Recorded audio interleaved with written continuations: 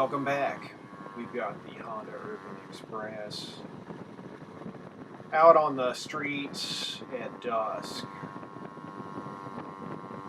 And I was going to show, I promised the Bonecrusher that I would show him an attempt at 10,000 RPM on the stock 49cc Urban Express engine.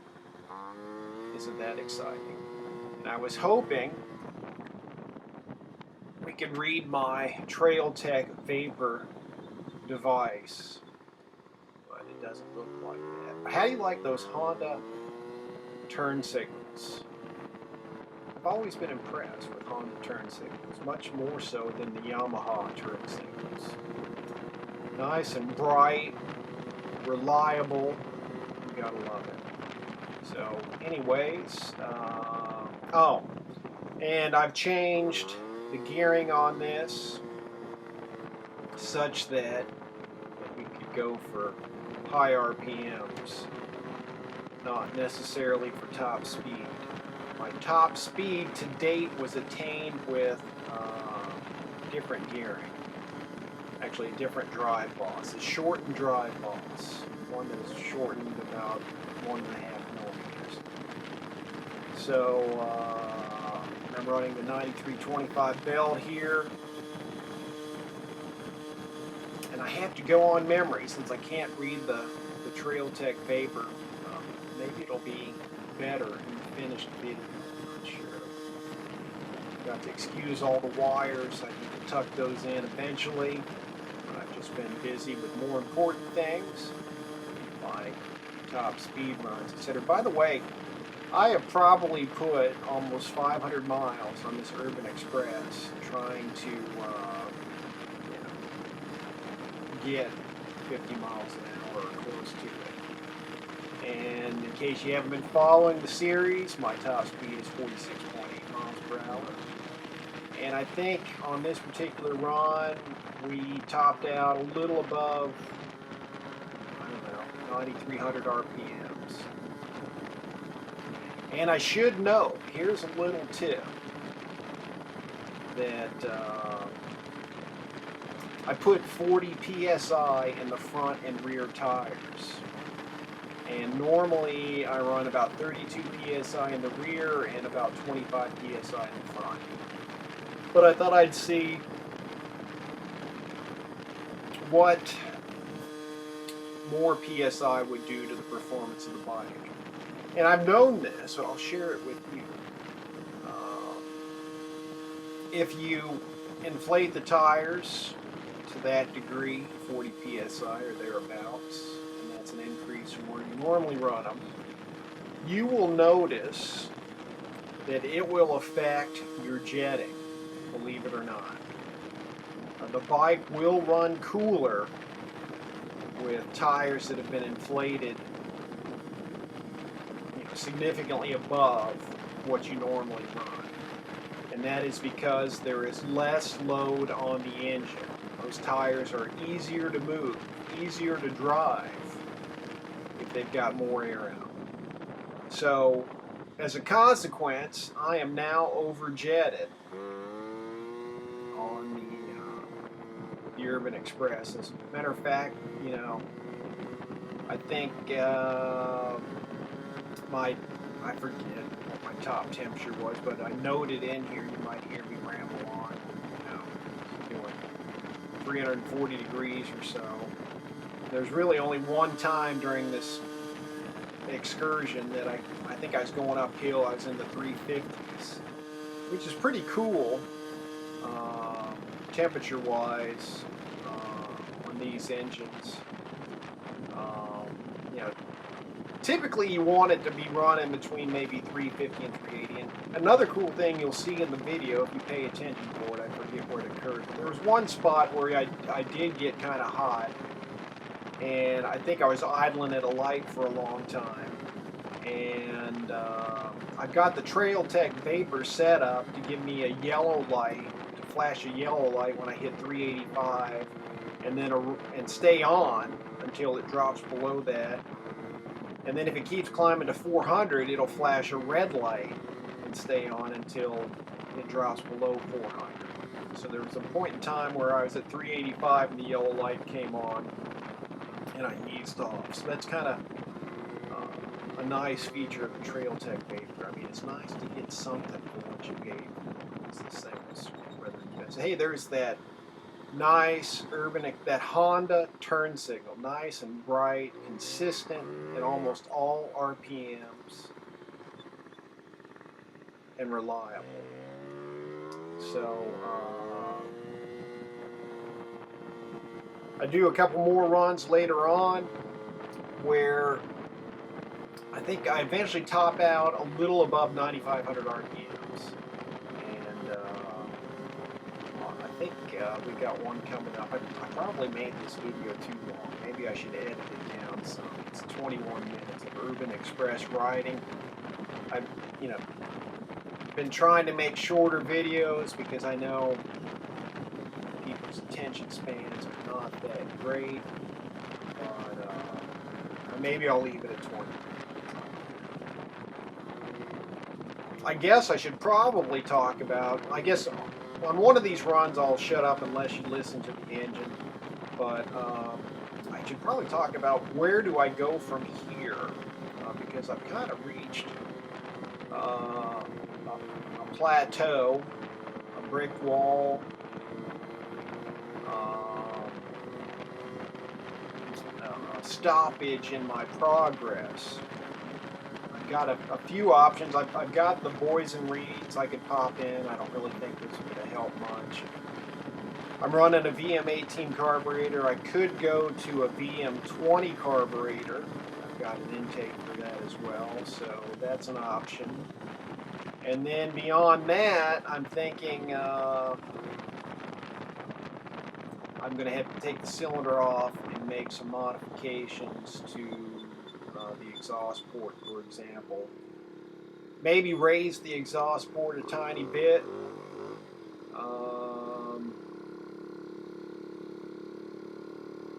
Trying to think, and Carl tells me I should put a windshield on it for aerodynamics, and I should start peeling off all unnecessary parts to reduce the weight. For example, the center stand, the turn signals, I guess, the fenders. I guess I got to leave the front fender on. I've heard it's for support. The mirror, I guess I could lose. The original speedometer. I don't know if I want to go through all that trouble. So, hey, if you've got any suggestions for how I can go faster, just let me know. Because, I've tried every trick in the book, put about 500 miles of testing on this, taken the belt cover off so many times I can't even start to begin to count, changing different things in there. I guess I can also talk about, if you want more RPMs on your Urban Express, well, how can you do it? Well, you can do like me and go to the VM18 carburetor with that intake. Anything to increase flow. Obviously, higher flowing exhaust. You can make modifications to the cylinder, like I have. Like I used that spacer.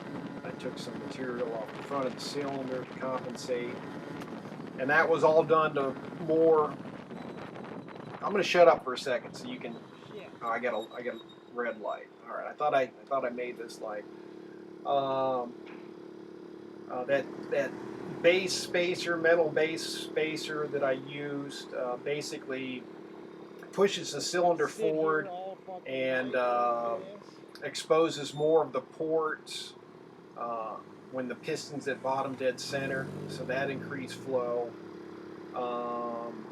Other things you can do is, well, the variator is attached directly to the crank, so less weight in the variator, as well as a smaller belt, as well as, if you go to, I could go to a lighter contra spring and lighter clutch springs, that's putting drag on the variator. Anything in that regard will, I I could try to lighten the variator itself by removing material from it. And I've done a little bit of that to the rams. So, since the variator is attached to the crank, and the belt's attached to the variator, and the clutch is attached to the belt, anything you do there to lighten that load is going to increase RPMs. Proper jetting will increase RPMs.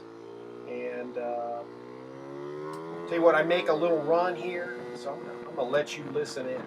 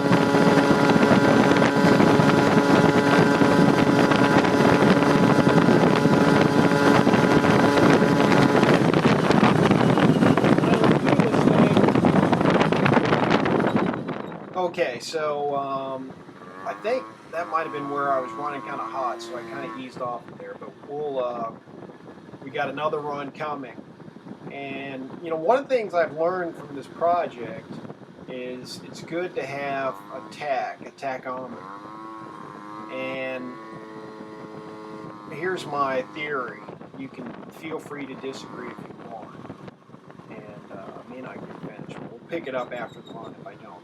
So, if you have a tach, what you can do is watch the tach and see where your pipe starts to hit. And then keep watching the tach until the pipe is out of its power band.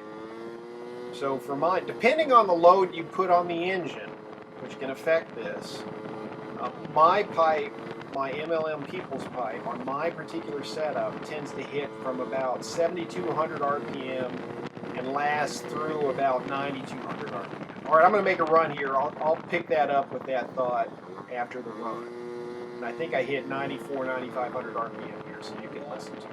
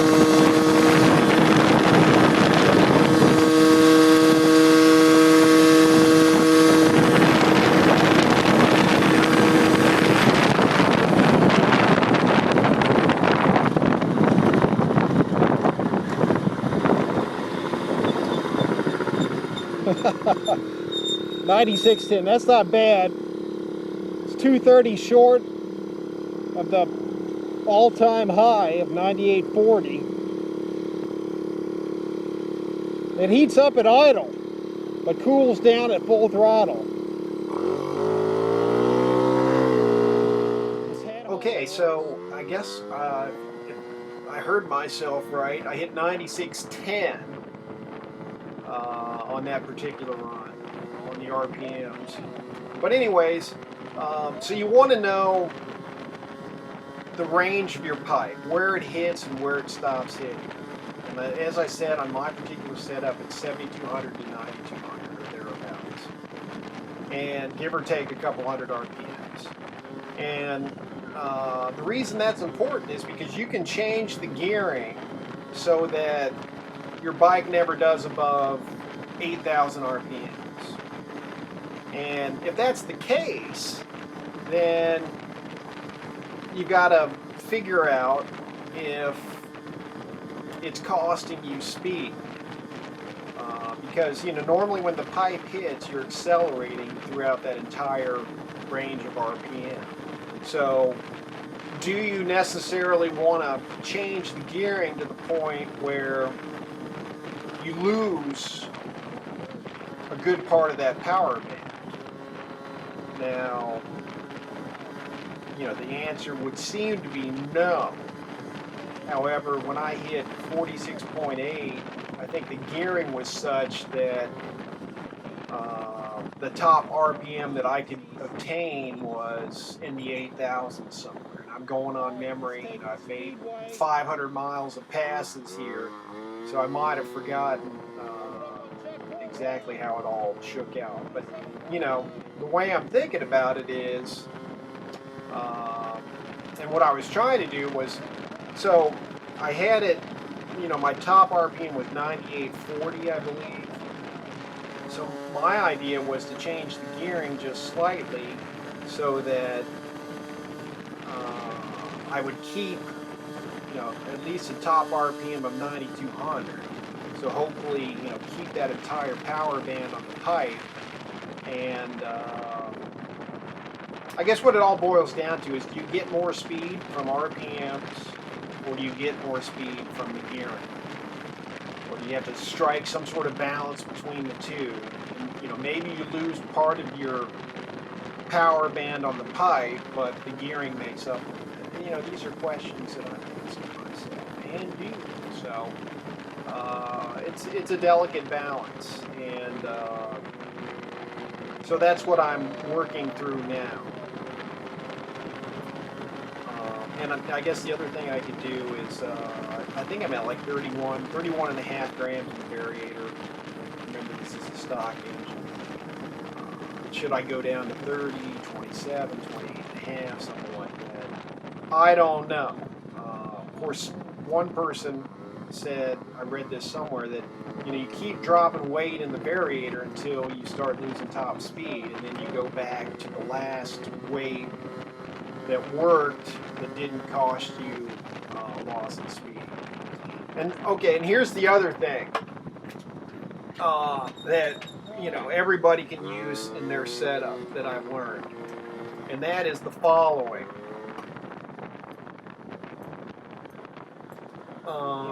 So, you know, this belt drive, in my opinion, kind of acts like a 2-speed. Excuse me. So you're cruising along. You start from, I don't know, a stop. You cruise along. You get up to around 20, 25 miles an hour, and then there's a noticeable shift. You know, maybe it's the way the pulleys are made or shaped or whatever. And this is another reason why you need a tach. So on this setup with this 9325 belt, you know, the stock dry boss, and I put a washer between the on the crankshaft before the variator, 1 millimeter washer, I believe it is, and so yeah, that kind of helps me with top speed. I guess I should probably show a video of exactly what I'm talking about. But it's the same washer that fits over the Kickstarter spindle. I just had an extra one. It fits perfectly over the crank right before that gear you have to pull off to change the seal. So anyhow, when it makes that shift, your RPMs drop. You know, on my particular bike, right before it makes the shift, the RPMs are in the 7,000s. You know, like 7,300. And then when it makes the shift, it drops 1,000 RPMs to 6330. And one thing you can do, so I know that my pipe hits at 7,200 RPMs. One thing I could try to do is, maybe with a little less weight in the variator, when it makes the shift, ideally, you would like the RPMs to still stay around 7,200 RPM, so you're still in the power band of the pipe. Right now, mine, when it shifts, it drops out of the power band. Not too terribly,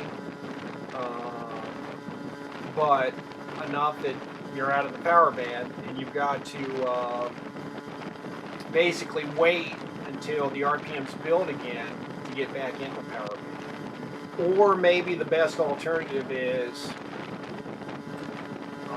when it shifts, you drop, instead of the 6330 is what I noticed, maybe I could get it to where it stays, above 6,500. So I dropped out of the power band, but I've only got, 600 or 700 RPM to get back in the power band.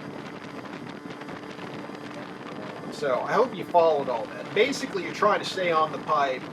You're trying to stop that shift from taking you out of where the pipe hits. Am I almost out of video? Yes, I am. So there you go. We're now into the blackness, the darkness. Sorry about that. So hopefully you learned something, enjoyed the video, and I'll be back with more. I've got some chappy excitement coming our way. Stay tuned.